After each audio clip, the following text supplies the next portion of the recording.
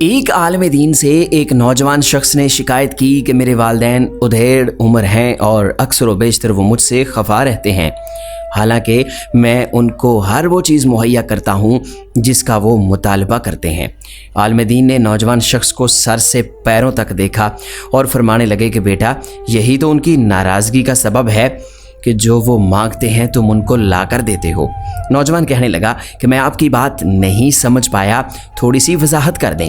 عالم دین فرمانے لگے، بیٹا کیا کبھی تم نے غور کیا ہے کہ جب تم دنیا میں نہیں آئے تھے تو تمہارے آنے سے پہلے ہی تمہارے والدین نے تمہارے لیے ہر چیز تیار کر رکھی تھی؟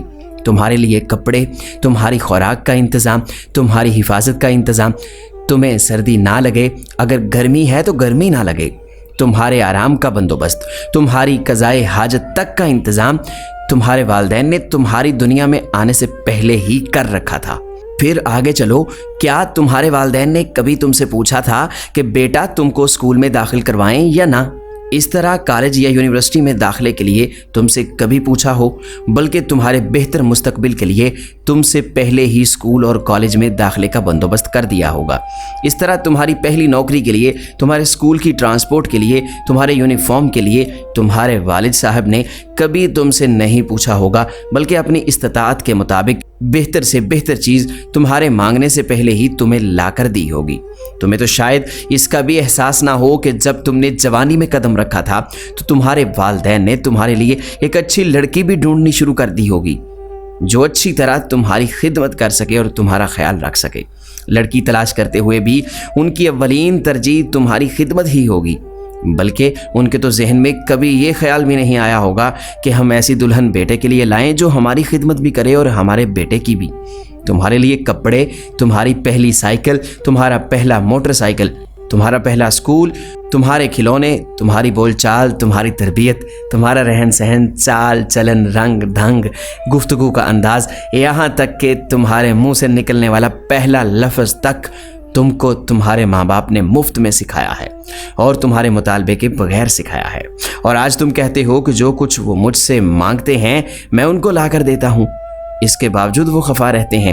جاؤ والدین کو بن مانگے دینا شروع کرو، ان کی ضروریات کا خیال اپنے بچوں کی ضروریات کی طرح کرنا شروع کرو۔ اگر ان کی مالی مدد نہیں کر سکتے تو ان کو اپنا قیمتی وقت دو، ان کی خدمت کرو، گھر کی ذمہ داریاں خود لو۔ جیسے اپنے بچوں کے باپ بنے ہو ویسے ہی اپنے والدین کی نیک اولاد بنو اور ان کو بن مانگے دینا شروع کرو۔ اپنے آپ کو اس قابل بنا لو کہ ان کو تم سے مانگنے کی یا مطالبے کی ضرورت ہی نہ پڑے، یا ان کو کبھی تمہاری کمی محسوس ہی نہ ہو۔ کم سے کم اتنا وقت تو ان کو عطا کر دو، ان کے مسائل پوچھو، اگر ان کی مالی مدد نہیں کر سکتے تو ان کی خدمت کرو۔ کیا کبھی ماں یا باپ کے پاؤں کی پھٹی ہوئی ایڑیاں دیکھی ہیں تم نے؟ کیا کبھی ان پھٹی ہوئی ایڑیوں میں کوئی کریم یا تیل لگایا ہے جیسے وہ تم کو چھوٹے ہوتے وقت لگاتے تھے؟ کیا کبھی ماں یا باپ کے سر میں تیل لگایا ہو؟ کیونکہ جب تم بچے تھے تو وہ باقاعدہ تمہارے سر میں تیل لگا کر کنگھی بھی کرتے تھے۔ تمہاری ماں تمہارے بال سنوارتی تھی، کبھی ماں کے بال سنوار کر تو دیکھو۔ کیا کبھی باپ کے پاؤں دبائے ہیں؟ حالانکہ تمہارے باپ نے تمہیں بہت دفعہ دبایا ہوگا۔ کیا کبھی ماں باپ کے لیے ہاتھ میں پانی یا تولیہ لے کر کھڑے ہوئے ہو جیسے وہ تمہارا منہ بچپن میں نیم گرم پانی سے دھویا کرتے تھے؟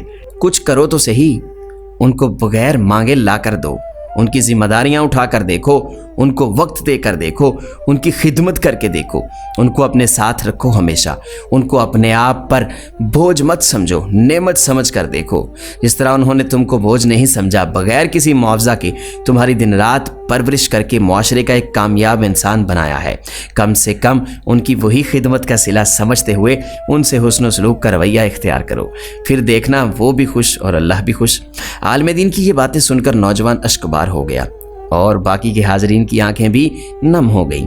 اللہ ہر انسان کو یہ توفیق اور خوش نصیبی عطا کرے کہ وہ اپنے والدین کو مانگنے سے پہلے ہی ان کی ضروریات کو جانتے ہوئے پایہ تکمیل تک پہنچا دے۔ آمین یا رب العالمین۔ محترم ناظرین، ہماری یہ موٹیویشنل سٹوری آپ کو کیسی لگی؟